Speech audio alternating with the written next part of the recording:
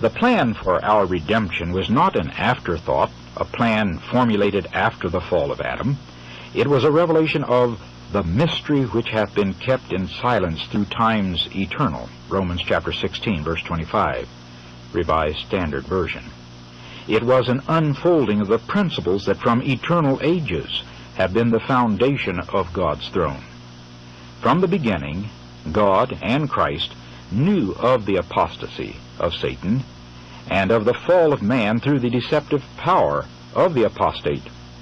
God did not ordain that sin should exist, but he foresaw its existence and made provision to meet the terrible emergency.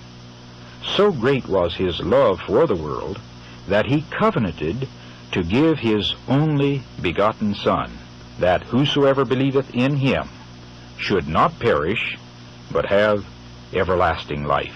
John chapter 3, verse 16. Lucifer had said, I will exalt my throne above the stars of God. I will be like the Most High. Isaiah chapter 14, verses 13 and 14.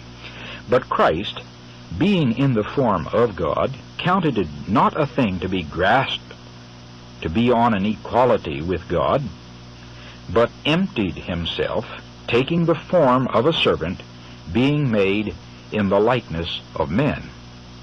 Philippians chapter 2, verses 6 and 7, according to the Revised Version in the margin. This was a voluntary sacrifice. Jesus might have remained at the Father's side.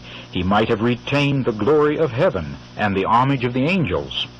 But he chose to give back the scepter into the Father's hands and to step down from the throne of the universe that he might bring light to the benighted and life to the perishing. Nearly 2,000 years ago, a voice of mysterious import was heard in heaven from the throne of God. Lo, I come. Sacrifice and offering thou wouldest not, but a body hast thou prepared me. Lo, I come.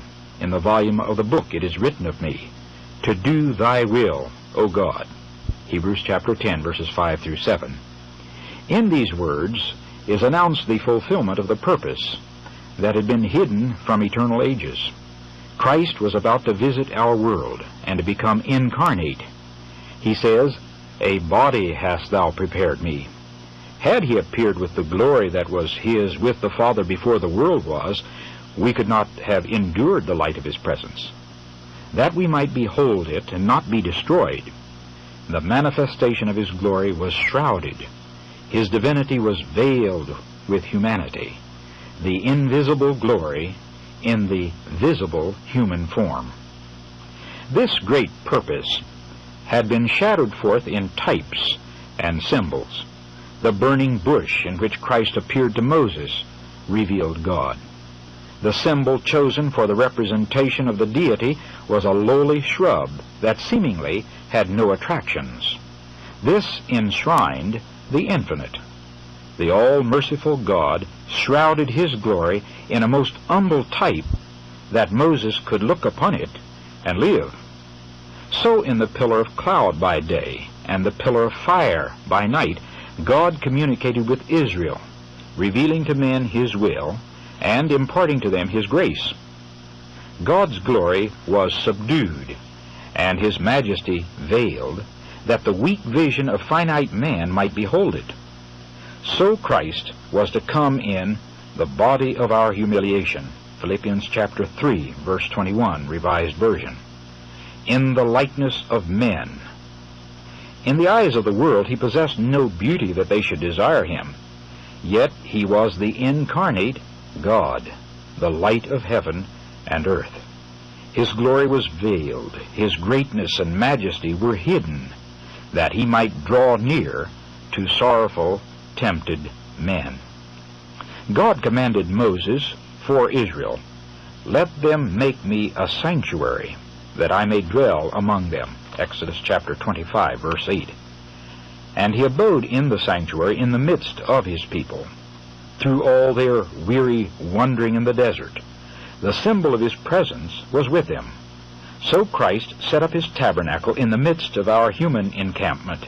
He pitched his tent by the side of the tents of men, that he might dwell among us and make us familiar with his divine character and life. The Word became flesh and tabernacled among us, and we beheld his glory, glory as of the only begotten of the Father, full of grace and truth. John chapter 1, verse 14, Revised Standard Version in the margin. Since Jesus came to dwell with us, we know that God is acquainted with our trials and sympathizes with our griefs. Every son and daughter of Adam may understand that our Creator is the friend of sinners. For in every doctrine of grace, every promise of joy, every deed of love, every divine attraction presented in the Savior's life on earth, we see God with us. Satan represents God's law of love as a law of selfishness. He declares that it is impossible for us to obey its precepts. The fall of our first parents, with all the woe that has resulted, he charges upon the Creator, leading men to look upon God as the author of sin and suffering and death. Jesus was to unveil this deception. As one of us, he was to give an example of obedience. For this, he took upon himself our nature and passed through our experiences. In all things it behooved him to be made like unto his brethren. Hebrews chapter 2, verse 17. If we had to bear anything which Jesus did not endure, then upon this point Satan would represent the power of God as insufficient for us. Therefore, Jesus was in all points tempted like as we are. Hebrews chapter 4, verse 15.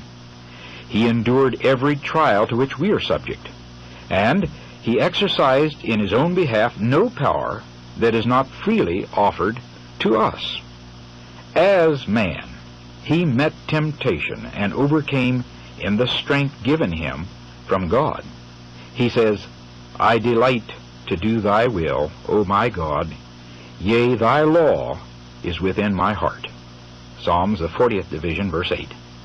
As he went about doing good and healing all who were afflicted by Satan, he made plain to men the character of God's law and the nature of his service. His life testifies that it is possible for us also to obey the law of God. By his humanity, Christ touched humanity. By his divinity, he lays hold upon the throne of God. As the Son of Man, he gave us an example of obedience. As a Son of God, he gives us power to obey.